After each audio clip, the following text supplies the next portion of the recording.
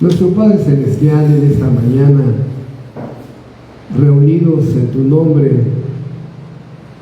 cada uno elevamos nuestra oración ante tu trono de gracia para rogarte, Padre, que nos des tu poder para entender tu palabra, discernirla y que alimente y fortalezca nuestro corazón, nuestra alma, nuestra mente. Te suplicamos que hoy podamos entender esta gran doctrina del señorío de Cristo, de entender por qué tu santa palabra presenta a Jesucristo como el Señor. Te rogamos que podamos salir edificados y que temamos todos aquellos que seguimos en rebeldía y obstinación contra ti. Que esta doctrina nos ayude a entender la necesidad de someternos a tu voluntad. Te lo suplicamos en el nombre de Jesucristo. Amén. Amén. El tema de esta mañana respecto a Jesucristo el Señor, con esta hermosa serie de la Cristología, nos muestra una gran verdad en el contexto judío. Para la cultura, para los mexicanos, que somos nosotros, la cultura mexicana, la palabra de Jesús es el Señor. La verdad no nos dice nada. Estamos acostumbrados que vemos a un hombre ahí de 30, 40 años y dice, atrás de ese señor está la tienda, ¿no? Vemos a una persona en el metro de más de 40 años, se cayó un señor. Y usamos la palabra señor como alguien ya de edad o en el estado casado. Si se ve más joven, decimos el jovenazo fulano, ¿no? Pero no usamos tan fácilmente la palabra señor, sino después de cierta edad y si está casado. Pero cuando venimos a la palabra Señor en la Biblia da otro concepto de la palabra Señor. Y aquí es importante entender la aplicación. ¿Por qué? Porque la palabra Señor, Kurios, y en algunas otras palabras Adonai, nos habla de el amo,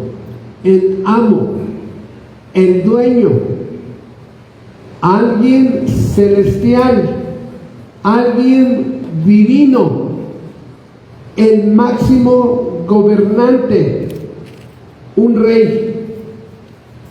Y si te das cuenta, sí es diferente a la cultura mexicana, ¿verdad? Entonces es importante empezar a entender este concepto. Cuando la Biblia dice que Jesucristo es Señor, la Biblia lo define en su posición real: amo, dueño, rey, supremo, gobernante, la máxima autoridad. Y esto implica que nada más hay dos niveles aquí: el de la jerarquía de Cristo como el Señor, el amo, y los súbditos o siervos. Nada más hay dos niveles: la jerarquía de Dios y la sumisión de los hombres. De tal manera que esta palabra Señor, Adonai, Kurios, es una palabra que suple el nombre de Dios. Hay una palabra, el tetragramatón, HWH. Esta palabra que se escribe como Jehová, que son puras consonantes, es para un idioma como el hebreo, que es gutural. Si tú escuchas a un musulmán, y nosotros en español hablamos labiodental, lanzamos la lengua hacia los dientes y hablamos español. el musulmán no, el árabe no, el judío tampoco, el judío original. Habla una E que dice Yahvé, o le pusimos acá una E, acá una O y aquí una A que dice Jehová, de tal manera que Yahvé o Jehová son el uso de vocales para poder pronunciar el nombre de Dios. Pero el nombre de Dios, vamos a Éxodo, Señor, Señor, Curios, Adonai Curios, ¿por qué me llamáis Señor, Señor y no haces mi voluntad? Ahora sí, vamos por favor a Éxodo. Sí, y vean ustedes lo que dice: yo soy Jehová. Ahora, su esencia, tu Dios, yo soy Jehová. Es, por ejemplo, yo le digo a mis hijos, yo soy Humberto Méndez, tu papá. ¿Sí? Al decir tu papá, no es, ese no es mi nombre, este es su nombre. Tu Dios, su esencia, son cosas diferentes. Y, por ejemplo, dice en el versículo 7, ahí mismo de Éxodo 20, no tomarás el nombre de Jehová, y otra vez en la fórmula, tu Dios, en vano, porque no dará por no inocente Jehová al que tomare su nombre en vano. Entonces, la Biblia nos enseña que el nombre de Jehová era un nombre tan sagrado, tan respetado, que no podías usarlo para tonterías. Era un nombre usado con una suma reverencia y un sumo respeto. El nombre de Dios en vano era reprendido, azotado, castigado de una forma terrible. Dice Levítico 24, por favor, allí mismo unas hojas adelante, Levítico 24, vemos que un muchacho se atrevió a usar el nombre de Dios de una forma obscena.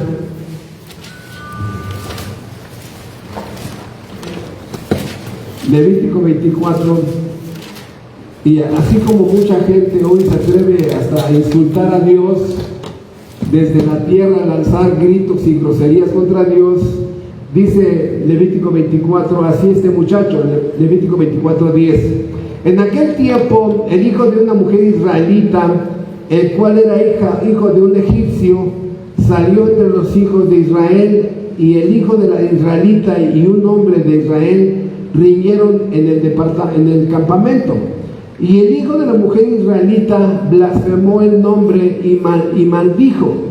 Entonces lo llevaron a Moisés, y su madre se llamaba Selomit, hija de Dibri, de la tribu de Dan, y lo pusieron en la cárcel hasta que les fuese declarado por palabra de Jehová.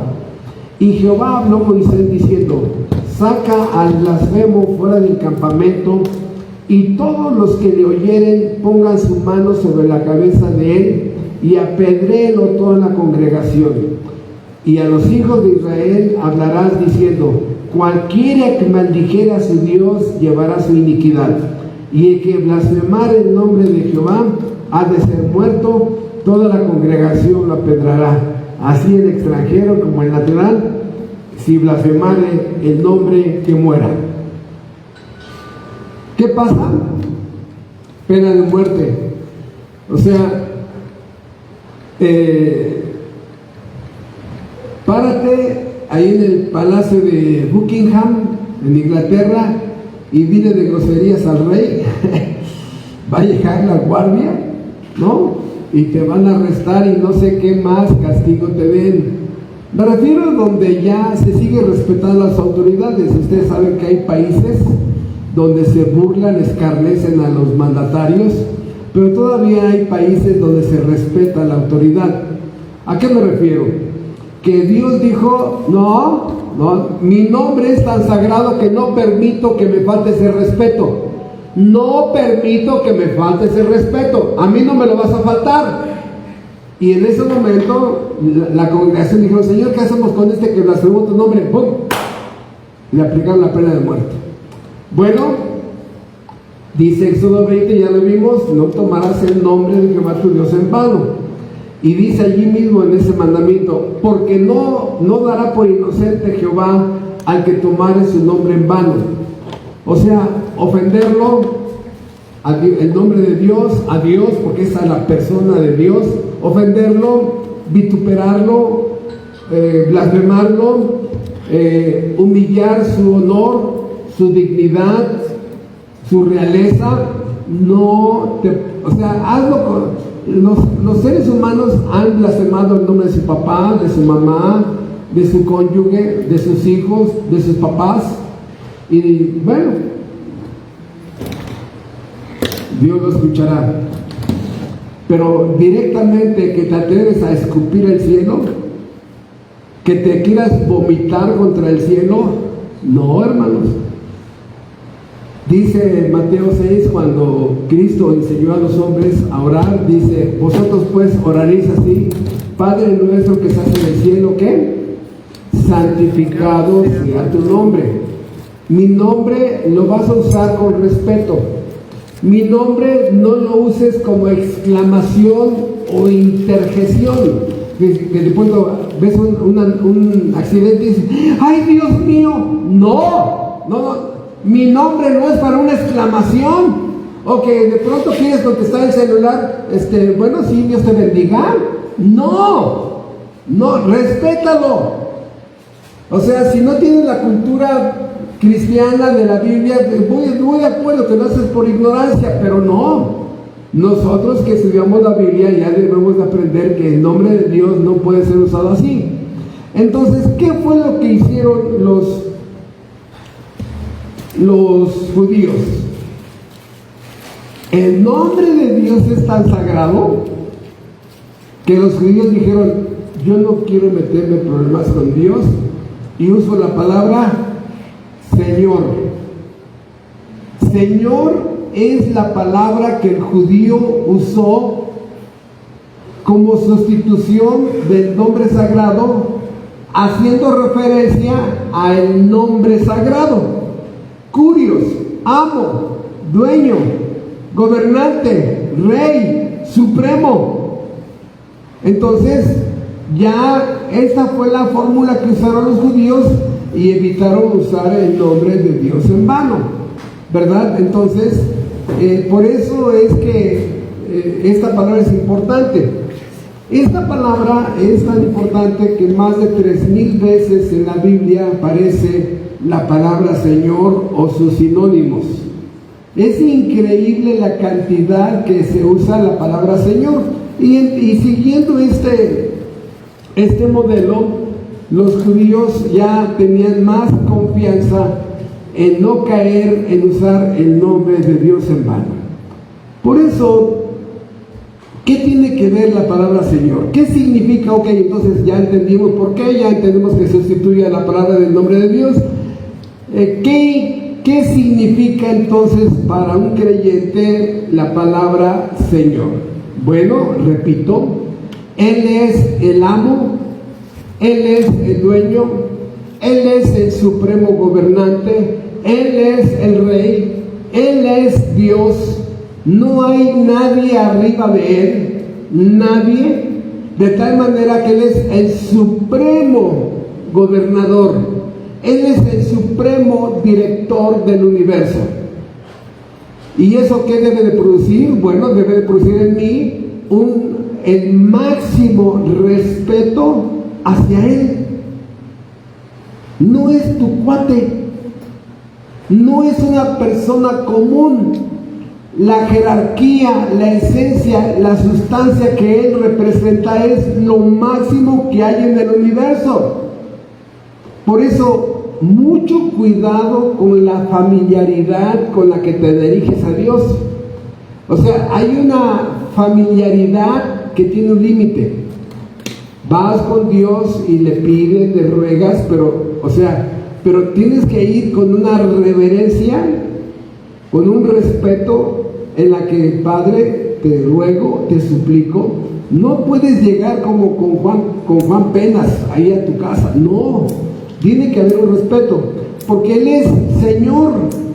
Él es Señor soberano, escucha, Él gobierna cielo, agua, tierra, fuego y viento. Él gobierna a los animales, Él gobierna a los demonios, Él gobierna a los ángeles, Él gobierna sobre los seres humanos, Él es el gobernador sobre la providencia, Él gobierna el tiempo, Él hace cumplir las profecías, Él gobierna el hogar, la familia, las leyes. Los seres humanos estamos sometidos a su voluntad a través de su trono, de sus leyes, de sus mandamientos, de su verdad. Y todos caemos sometidos a Él en ese sentido. Él es Señor sobre la vida. Él es Señor sobre la muerte, de tal manera que este dueño supremo, este gobernador supremo, este rey supremo, este juez supremo, este soberano supremo, esta autoridad suprema, la resume en la palabra Señor. Señor. Él manda, yo obedezco. Él manda, yo me someto. De tal manera que entender que Jesucristo es el Señor, empezamos a entender quién manda. Y hermanos, esto que estamos aprendiendo es un golpazo a tu ego y al mío. Porque en eso, bueno, ¿y yo qué? Y entonces, ¿ahora qué? Yo ya no, ¿cómo? ¿Qué? Bueno, Él manda. Y aquí es donde empieza ya el problema con el ser humano caído. Porque el ser humano empieza a pelear por sus derechos. Si no tengo derecho a esto, entonces yo tengo que pensar así como Él dice. Entonces yo tengo que hacer lo que Él dice. Entonces yo tengo que vivir mi vida como Él lo dice. ¿Y yo qué? Y empieza a pelear esa persona. Hermanos, miren, yo espero que muchos de ustedes puedan crecer en el señorío de Cristo. Porque lo veíamos en el devocional de la Cena del Señor. Bendito el día que Dios me salvó. ¿Por qué? Porque, hermano, ese día que te salvaron a ti, que a ti te salvó y a mí, hasta ese día nos habíamos equivocado en todo. Cómo ganar dinero, cómo tratar a nuestros padres, cómo tratar al prójimo, en la vida sexual, en la vida laboral, en la vida social. En todo nos habíamos equivocado. Por eso estás como estás y por eso yo estaba como estaba. Porque errores, pérdidas, tragedias, ya te parecíamos carritos chocadores, ¡pum! Y te rezabas, ¿no? Y luego ¡pum! Te pegabas acá y luego otra vez, ¡pum! Puros carritos chocadores, hermanos. En el momento en que viene la salvación de Cristo, viene el Evangelio, viene un nuevo nacimiento, me empiezo a someter a Él y empiezo a darme cuenta que mi vida se empieza a corregir.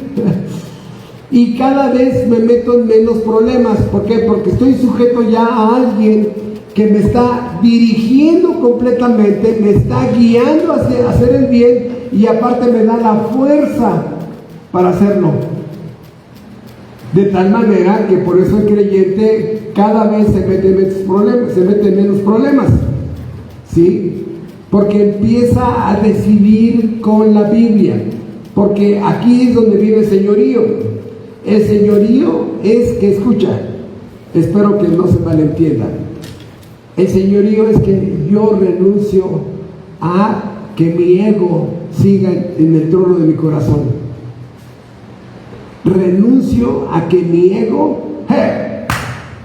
yo soy el que soy, ¿no? Ahora, mi ego lo quito del trono y del trono de mi ego, de mi corazón, ahora está Él. En el cuarto de control de mi alma, ahora está Él. Antes estaba en el cuarto de control un ego caído, egocéntrico, egomaníaco, ególatra, egoísta. Yo, siempre yo, nada más yo, mis derechos. No, hermanos, ahora ya es Él. Y cuando Cristo se sienta en el trono de mi corazón, donde hago a un lado mi ego, empiezo a hacer su voluntad. Y empieza a tomar las mejores decisiones del universo. ¿Por qué? Porque ahora todo lo que soy, reconozco que es gracias a Él. Y todo lo que hago, lo hago conforme a su voluntad. Aunque muchas veces somos criticados. Ahora ya me rindo a Él, me sujeto a Él, soy sumiso a Él. Y a Él le entrego el control de mi vida. Por eso, hermanos, yo sé que el ego, bueno, tú ya estás viejito y ya hiciste tu vida y bueno, eres pastor, ¿no? ¿Qué te queda? No, hermanos. No. Dios me enseñó a ser así desde los 28 años, cuando la gracia de Dios llegó a mi vida. A los 28 años, su gracia me llegó. De tal manera que desde ese día empecé a aprender a hacer la voluntad de Dios. Empecé a permitir, ya con mi ego hecho a un lado, que Dios tomara las decisiones. Ya decidía yo conforme a su voluntad. El uso del dinero, mi matrimonio, mi hogar, mi familia. Ahora no solamente Dios gobernaba en Humberto Méndez, sino ahora Dios gobernaba en mi matrimonio, en mi hogar, en mi familia, en mi economía, gobernaba sobre mis hijos. De tal manera que empieza a crecer su voluntad y empezamos a hacer su voluntad. Por eso, repito, el ego caído dice, no, esta no me gusta. Bueno, tu ego narcisista, no. Tu viejo hombre, no. Tu carnota, no. Tus gustos pecaminosos, dicen, no, ¿cómo crees? Perdóname, pastor, pero yo no sé vivir sin pecado. Yo necesito pecado para seguir viviendo. No, ¿cómo crees? Sin pecado, no. Bueno, te digo una cosa. El que empieza a vivir gobernado por las normas de Dios, ¿verdad?, irá al cielo. Los que quieran seguir haciendo su voluntad y no se someten al señorío de Cristo, irán a la condenación.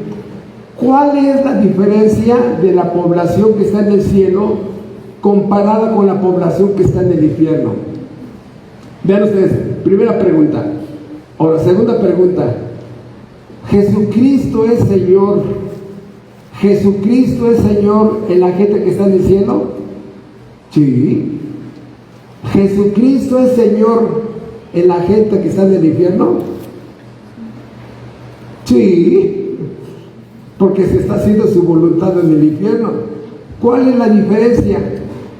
Que los que fueron al cielo, cuando fueron salvados, empezaron a aprender a hacer la voluntad de su Señor. Y los que fueron a la perdición dicen, no, primero muerto antes de yo hacer la voluntad. Es más, ni lo veo, ni lo escucho. ¿Dónde está tu Dios? Bueno, ponte a leer la Biblia y es cuando Dios te va a hablar a tu alma. Este libro tiene vida. Este libro tiene vida. Cierra la puerta, cierra tu ventana, prende la luz de tu lámpara, de tu recámara y ponte a estudiar, y este libro va a hablar a tu alma. Apaga tu celular, este libro va a hablar a tu alma. Pero aquí es donde viene una vida centrada en Dios cuando la persona se somete a Dios. Entonces, esto implica que tienes que renunciar a el ejercicio de tu egolatría, egomanía, egoísta, ¿sí? Egocéntrico. Esto tienes que renunciar. Tienes que renunciar a tu carne, a los deseos de tu carne, a los deseos de tu viejo hombre, a la seducción del mundo. Y dices, pues voy a parecer un monje tibetano. No, puedes seguir tu vida entendiendo que todo eso daña, y por convicción le dices que no.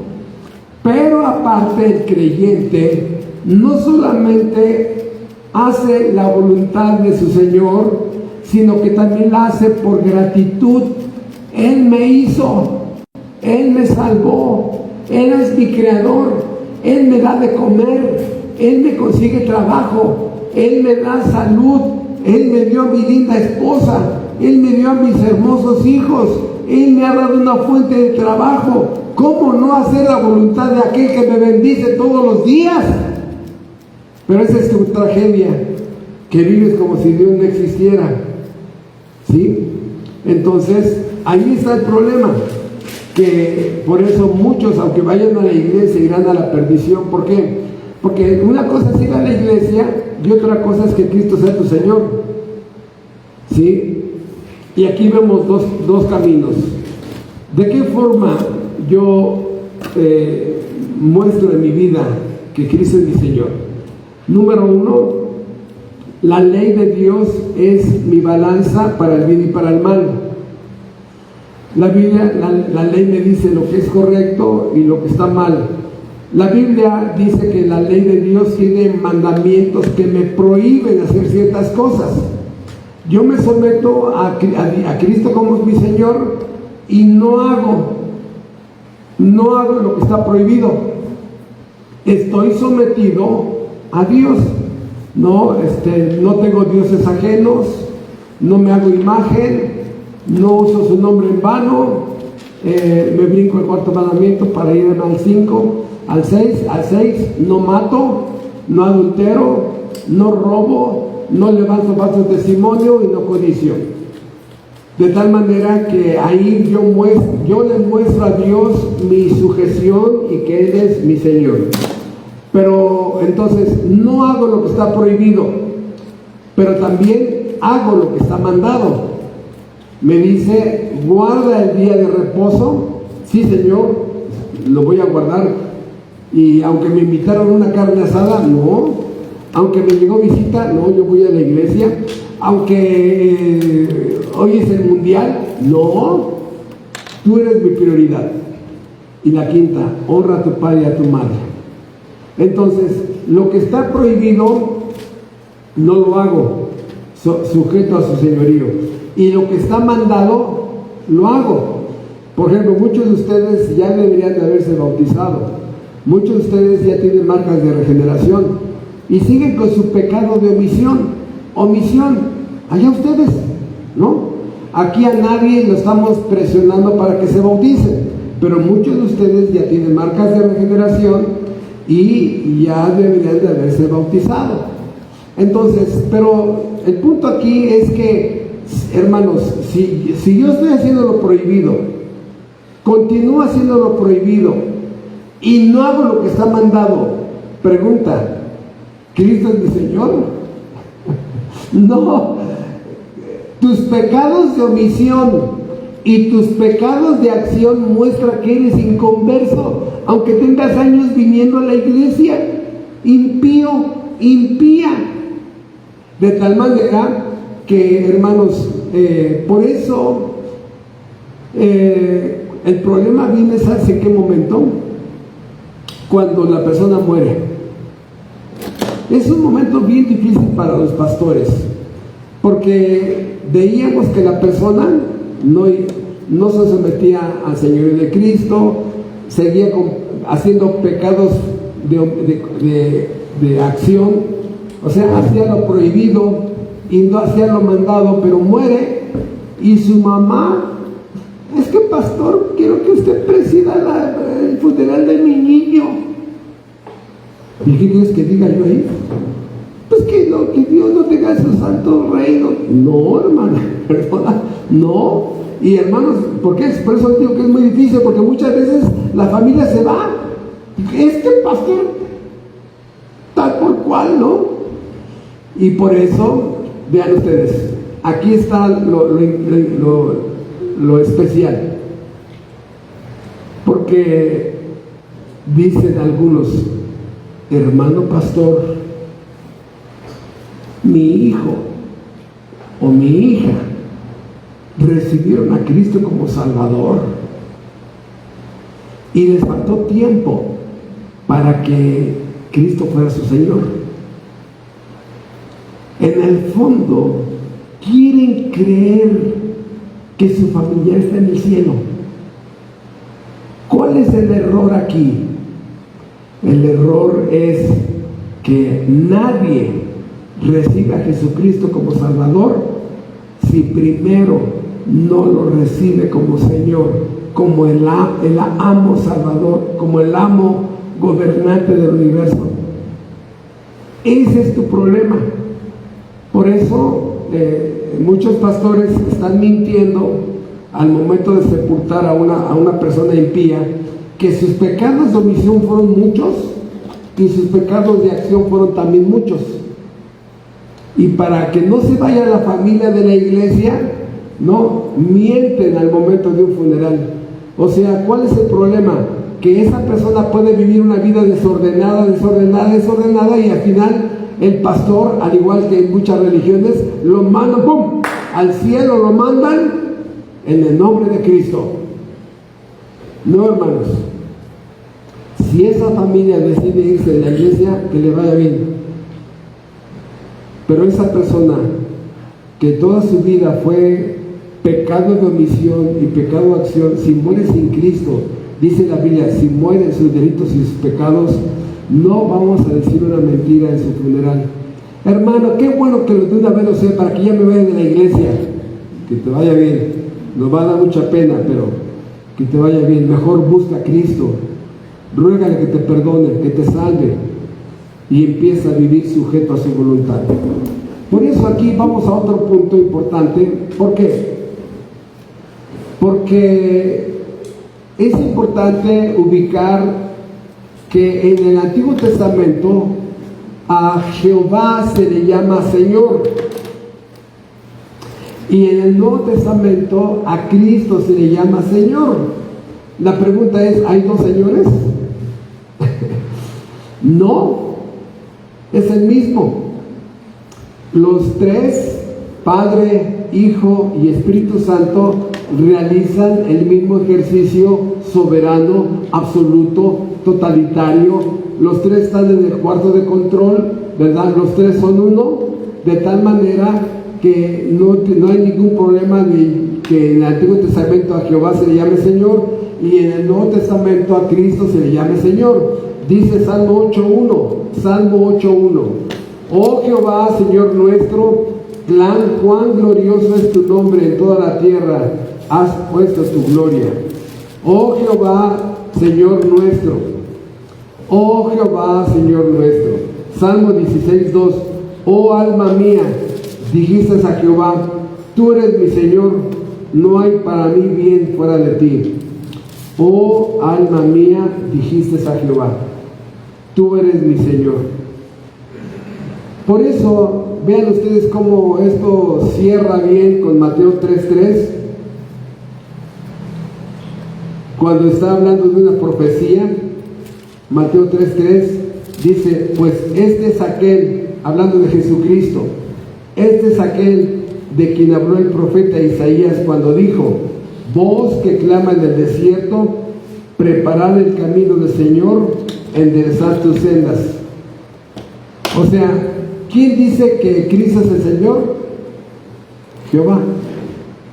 Jehová dice que Cristo es el Señor. ¿Qué? Después lo revisamos un poco más. ¿A qué me refiero, hermanos? A que hay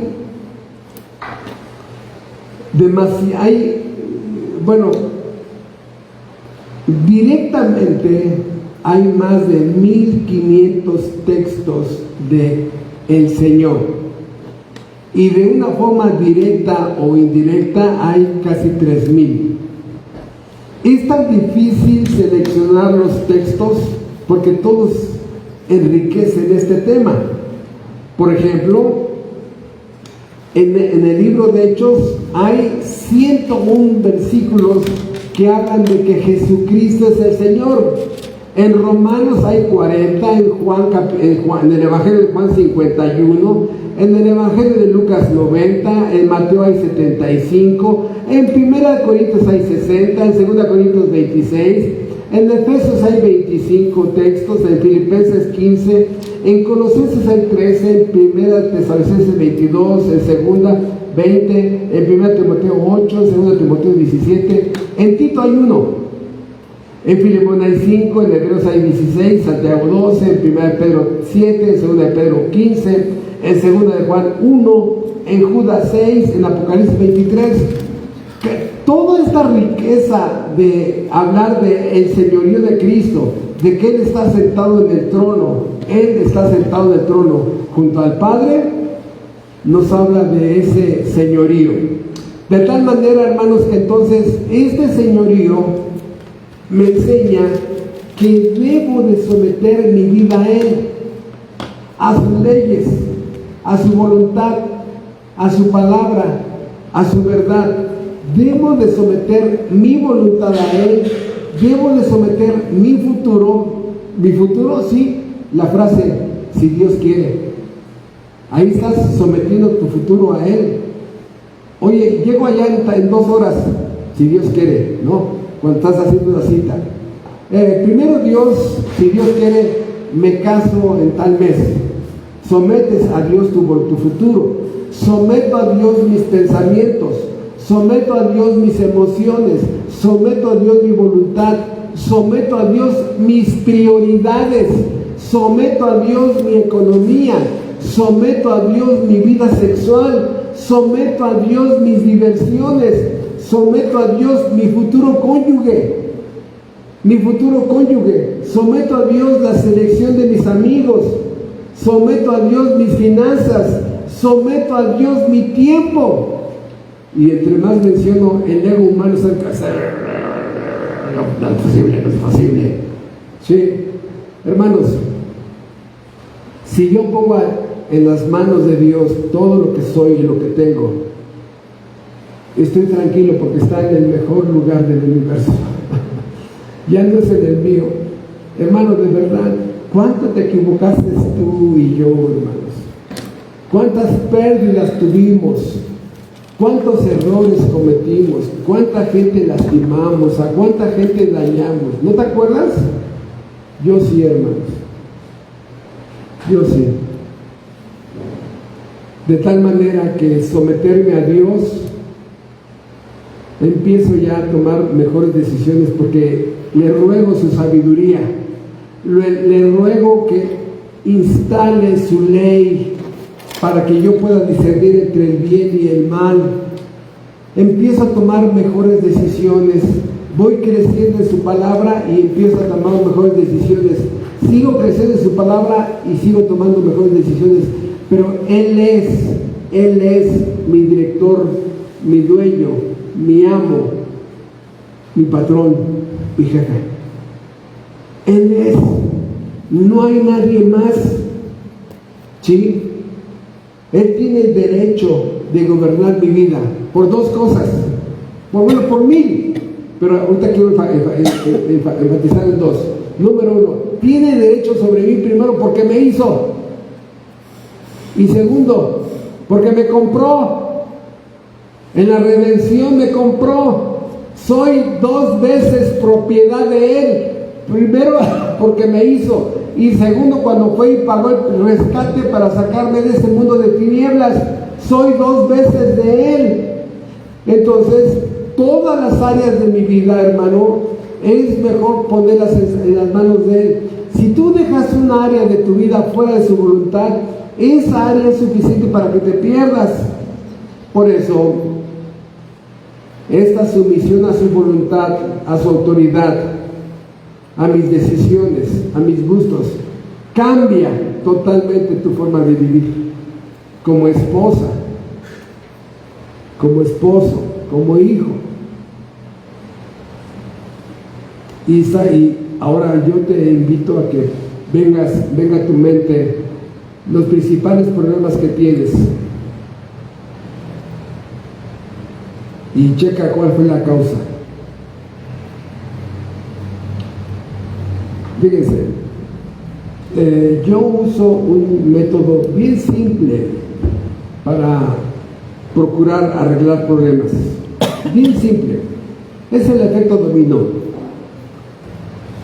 Aquí tenemos 10 piezas de dominó. La 10ª está caída, ¿no? Aquí cayó la primera, Y muchas veces, arreglar un problema no es levantar la ficha 10, sino levantar la ficha 1, y luego la 2, y luego la 3, y así hasta que ya la 9 la levantaste, la 10 es más fácil levantarla. Porque muchas veces en tu error más grave es que le echa la culpa a la 9.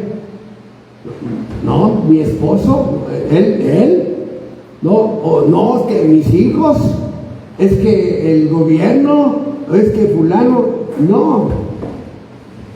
O sea, mejor ve donde se cayó la primera ficha. No estudiaste, te embarazaste prontamente,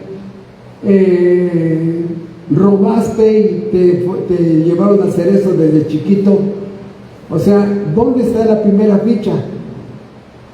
Alcohólico desde pequeño, drogadicto desde pequeño, fornicaria desde pequeño, promiscua desde pequeña, aborto desde pequeña, ¿no? O sea, practicaste esta práctica pecaminosa desde niña.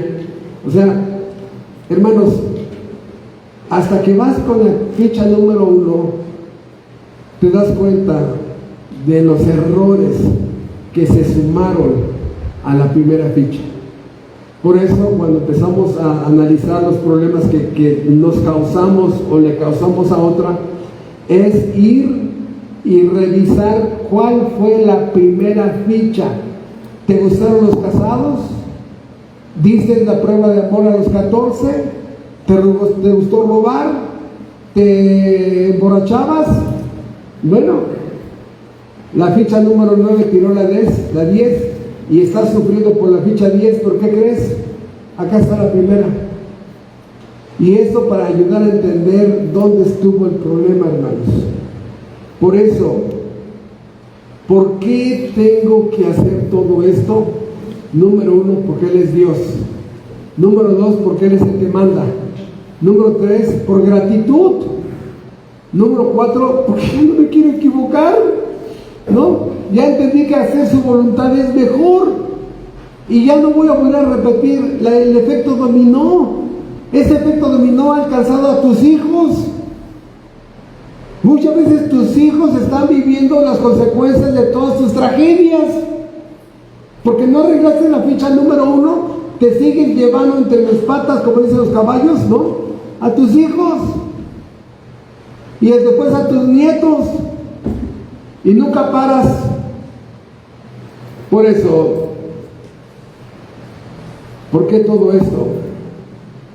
Porque Él es Dios, Él es el amo, Él es el rey, Él gobierna, Él dirige, Él controla. Segundo, porque soy de Él. Tercero, porque Él tiene todos los derechos. Y la pregunta de los 64,000, hermano, ¿y yo no tengo derechos? Sí. Ah, qué bueno, ya me había espantado. No, entonces, digo, sí, el único derecho que tienes es el de obedecer. Ante Dios es el único derecho. Obedécelo. Y no es negociable, hermano.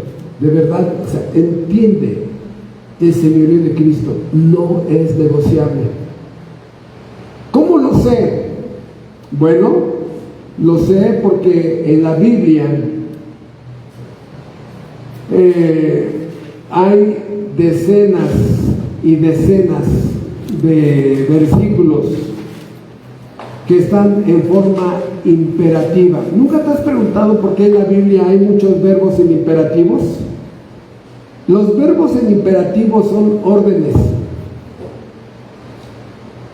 Cuando a un hijo lo quieres tratar con cariño, ¿no? Hijo, ¿podrías ir por las tortillas? ¿No? Le estás dando la facultad de que diga sí o no. Si le dices, Pancho, ve por las tortillas y no te tardes, son verbos en imperativo, ya es una orden. Y en la Biblia yo te pido por favor que aprendas a leer los versículos que están con un verbo en imperativo, porque Dios manda en ese versículo. Dice Mateo 28, 19 y 20, id y haced discípulos a todas las naciones. Id, 2 letras, es un verbo en imperativo. No es que a ver aquí la vida la pelotita, no. Y entonces tenemos que exigir al pastor que vaya a predicar el evangelio. No, a él tenemos que exigírselo. No, eso es para todos. Y a ti como mujer, ve con tu prima, con tu vecina, ahí cuando te juntas que hacen junta de informe de boletas y todo eso, busca a alguien a quien predicar. Hermanos, muchas de ustedes, ahorita me refiero a las mujeres, muchas de ustedes tienen años de venir a la iglesia y nunca han traído un invitado. Nunca han traído un invitado. Ese versículo no te importa. Dice, eso es para el pastor y para los hombres. No, también es para las mujeres. Tu pecado de omisión es grandísimo. Perdonar, otro verbo. Orar los unos por los otros, otro verbo en imperativo.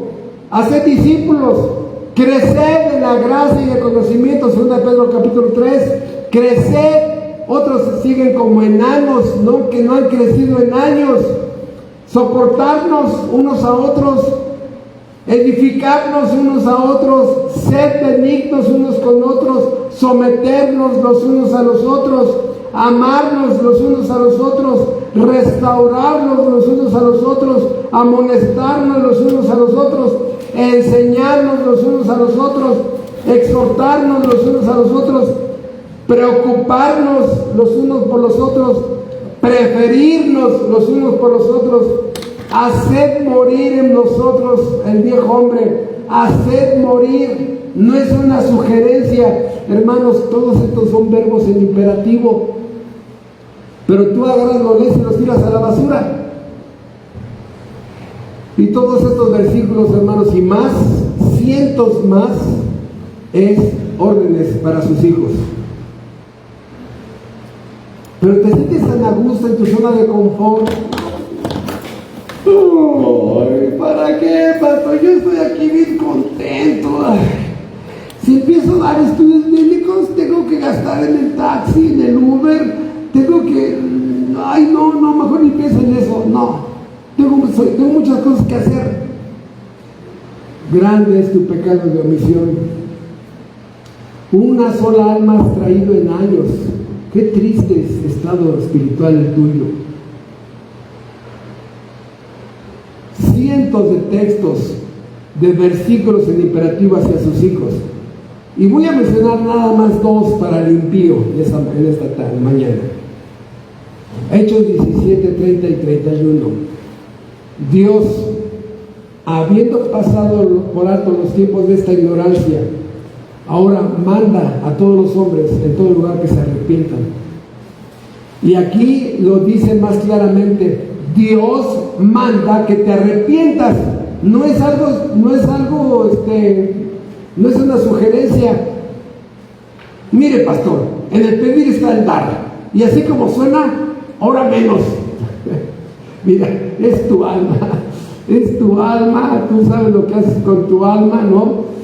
Pero Dios manda a todos los hombres que se arrepientan. Dice Isaías: buscadme y viviréis. Busque el impío al Señor y deje su camino. Busca, haz un alto en tu vida y ponte ya a buscar al Dios de tu salvación. Por eso, hermanos, ¿cómo se llama en una sola palabra? ¿Cómo podemos resumir en una sola palabra el señorío de Cristo? Vean ustedes, es bien sencillo. El señorío de Cristo se resume en la palabra obedecerlo. No lo obedeces,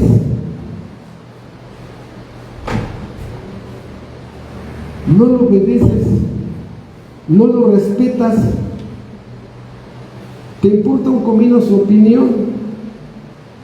No, hermano, no digas así, suena muy feo. Pues se ve más feo que lo que tú haces, lo que tú no haces.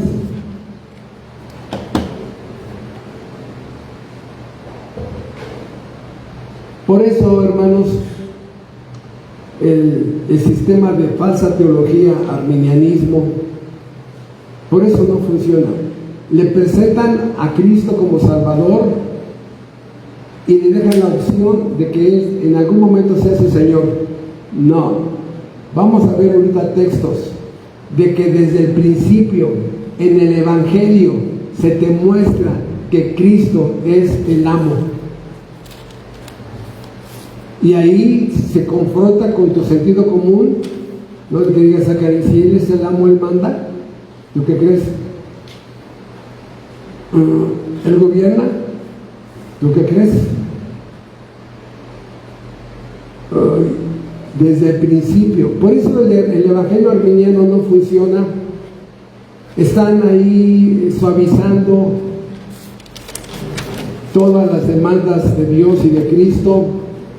Por eso este texto del señorío de Cristo, si tú escuchas un pastor arminiano, lo rebajan a nivel moral.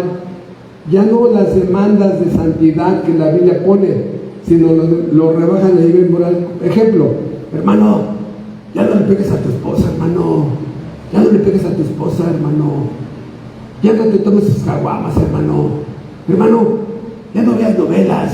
No. O sea, a nivel moral, la Biblia dice, sed santo en toda tu manera de vivir.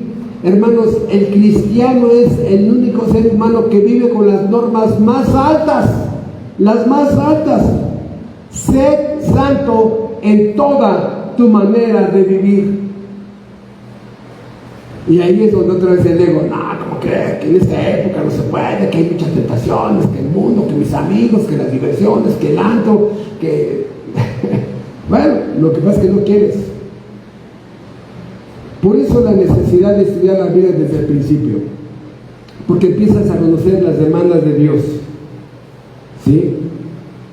Eso es importante. Entonces, vamos rápidamente a algunos textos, porque repito, son miles de textos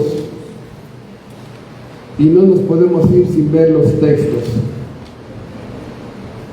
¿A quién creen que le dijo Cristo que Él era el Señor? En Mateo 4:7, en las tentaciones de Satanás a Cristo, Cristo le dice a Satanás, no tentarás al Señor tu Dios. Cristo le está diciendo a Satanás, yo soy el Señor y tú no vas a venir a tentarme. Cristo le está diciendo al mismo demonio, no tentarás al Señor tu Dios. Capítulo 4, versículo 10, el versículo que comenté es el versículo 7, Mateo 4:10. Entonces Jesús le dijo, vete Satanás, porque escrito está, al Señor tu Dios adorarás y a Él solo servirás. Cristo hablando de la adoración que se merece y que Él no podía ser tentado. En Mateo 7:21 le dice Cristo a unas personas, no todo el que me dice Señor, Señor, entrará en el reino de los cielos. Tiene razón, ¿no? No todo el que me dice Señor, Señor, entrará en el... O sea, la palabra aquí, el secreto está en la palabra me dice. O sea, Cristo no es su Señor, no es su Señor. Este es de lengua para afuera. Es como si tuviera nada más una cultura cristiana de decir que Él es el Señor, pero no todo el que me dice. Hay un hombre que llegó, hincó la rodilla, un leproso, en Mateo 8:2, y ese leproso hinca su rodilla y dice: Señor, si quieres, puedes limpiarme. Este leproso reconoció que Él era el Señor, el amo, dejó en su voluntad su sanidad, si quieres, ¿sí? Y reconoció su omnipotencia. Puedes. Reconoció muchas cosas en una sola frase, pero la primera es Señor. Dice, más adelante estaban los discípulos y las aguas empezaron a moverse y de pronto la barca empezó casi a voltearse. Y voltearon todos y dijeron: Señor, sálvanos que perecemos. En ese momento, sí, cuando viene la tragedia, un accidente, algo, en ese momento, Señor, ¿no le pasa eso también al que no conoce la Biblia? Que ahí te dan una noticia que se te hiela la piel, ¿no? Fulano sufrió un accidente, fulano fue acto de la delincuencia, o una de las más horribles: tu hija no aparece. Señor,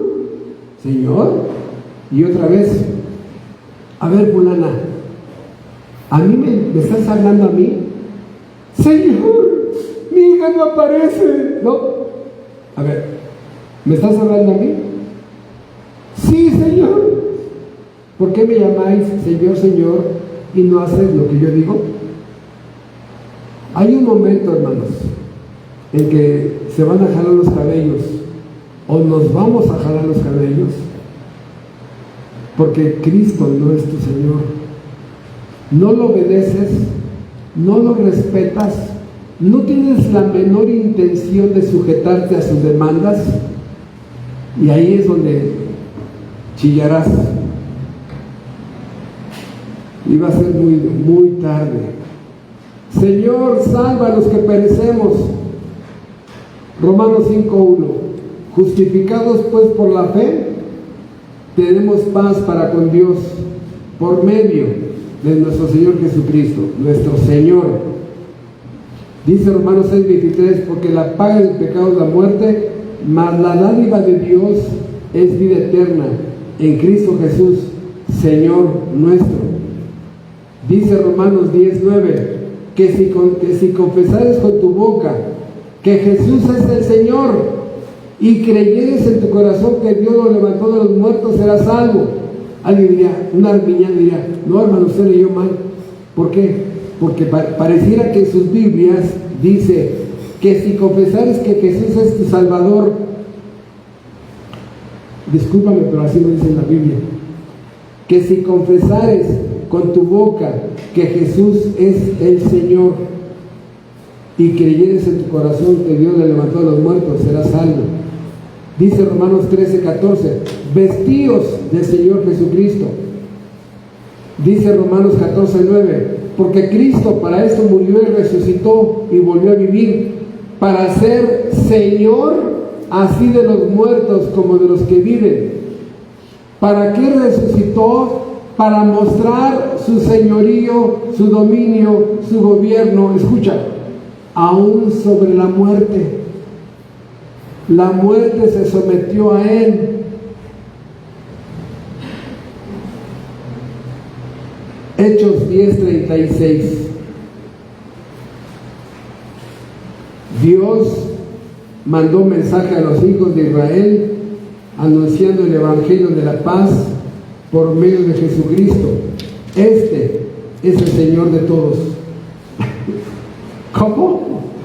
El Señor Jesucristo, este es el Señor de todos. Hermanos,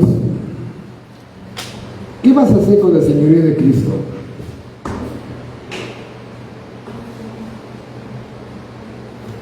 ¿Qué vas a hacer con el señorío de Cristo? O sea, Dios, de verdad, en serio es mi anhelo que hoy varios de ustedes entiendan esto y empiecen a someterse Entrega el control de tu vida a Dios.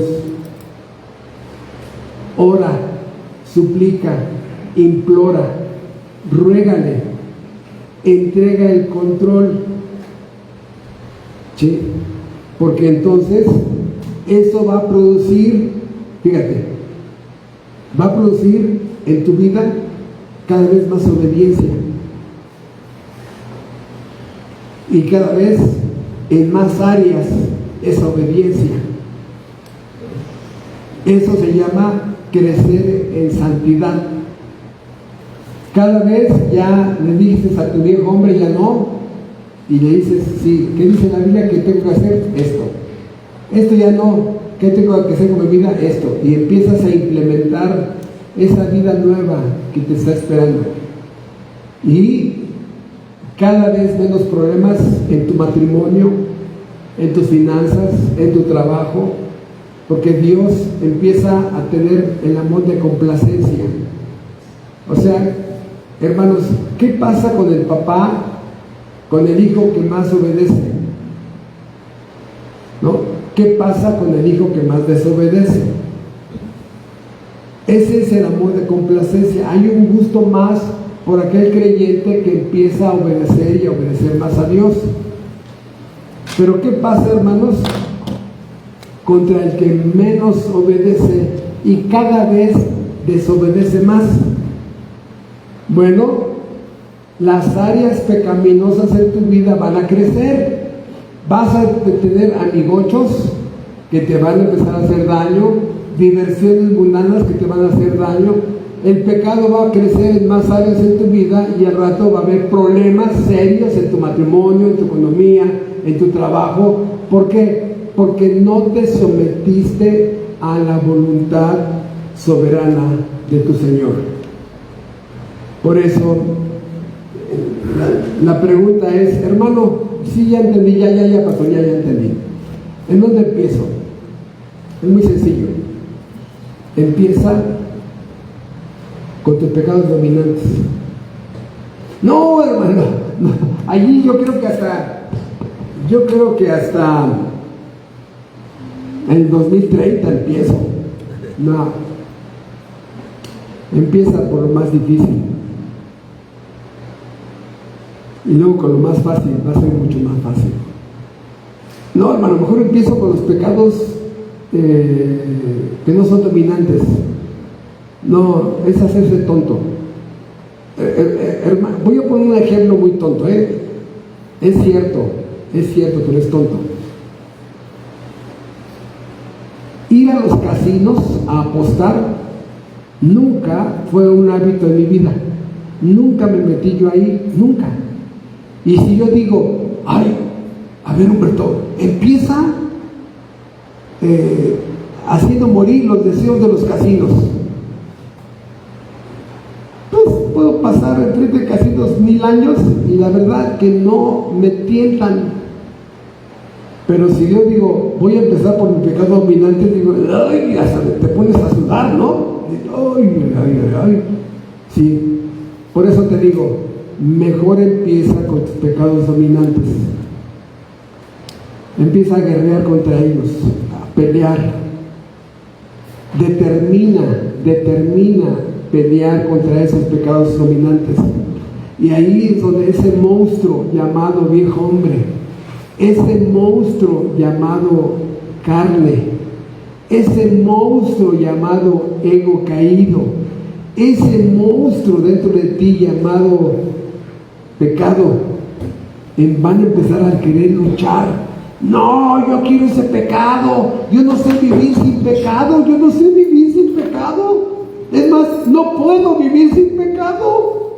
No, es más, yo no sabría qué hacer si no peco, no sabría qué hacer. Esa es la realidad de cuando tú y yo éramos pecadores. Quítale a un alcohólico el alcohol.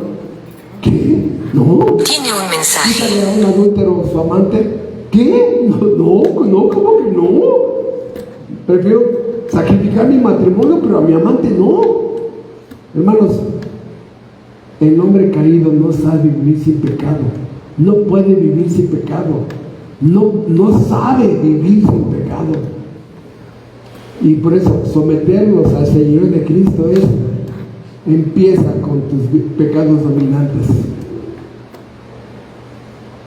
Si eres cristiano y estás en tu zona de confort, arrepiéntete. Si has permanecido mucho tiempo así, posiblemente no eres creyente. Eres simpatizante, calientasillas, dominguero, no, pero no eres cristiano. Pero si eres cristiano, arrepiéntete y vuelve a la sumisión. Ve al trono de Dios ahí y póstrate en el trono de Dios. Sométete al Rey, sométete, ¿sí? Y si eres impío y no has nacido de nuevo, sométete y ve a la cruz del Calvario. Allí es donde te pueden perdonar. En la cruz del Calvario es donde te pueden salvar. ¿Has vivido tanto para tu ego? Y me despido con esa pregunta. ¿Qué tienes habiendo satisfecho los deseos de tu ego? ¿Qué tienes? ¿Qué has logrado? Tú, ¿qué has logrado? ¿Estás donde querías estar? ¿Tienes lo que querías tener? Date cuenta que satisfacer los deseos de tu ego no te ha llevado a ningún lugar. Porque así yo estaba también. Éramos como carritos chocadores. Si no chocábamos con un vicio, chocábamos con malas amistades que influían sobre nosotros, chocábamos con personas enfermas, chocábamos con pecados nuestros, con placeres pecaminosos. Andamos como carritos chocadores. Y otros también venían y nos chocaban. Ya bájate de ese carrito chocador. Ese carrito chocador se llama ego. Y sométete por primera vez de una forma determinante al señorío de nuestro Señor Jesucristo. Ve a Él, ruégale que te perdone, que te salve. Cree en su obra sustitutiva. Cree que Él ocupó tu lugar que te merecías. Cree que Él le pagó a la justicia. Cree en el Señor Jesucristo y serás salvo.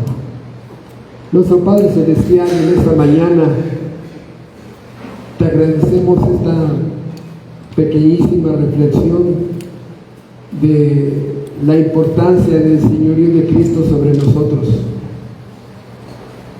Reconocemos que nuestra sumisión a nuestro Señor determinará nuestro servicio a Él. No puedo ser adorador, ya lo entendí, no puedo ser adorador si no estoy sujeto a Él. No puedo amarlo si no estoy sujeto a Él. No puedo servirlo si no estoy sujeto a Él. Es más, ni siquiera puedo participar de la cena del Señor si no estoy sujeto a Él. Te ruego, Señor, que nos perdones y que tu gracia a los verdaderos creyentes nos ayude a someternos incondicionalmente a Dios. Y te suplico por aquellas personas que aún están sin Cristo, que entiendan que algún día Dios reclamará su señorío, pero será demasiado tarde si ellos mueren en sus delitos y sus pecados. Muéstrales, Padre, porque solamente tú lo puedes hacer, muéstrales que viven haciendo su voluntad y no la tuya, y que eso es la peor tragedia que pueden realizar en esta vida. Danos tu bendición para lo que resta del día, Padre, y que podamos crecer en someternos como nuestro Señor de nuestras almas. En Cristo Jesús te lo agradecemos. Amén.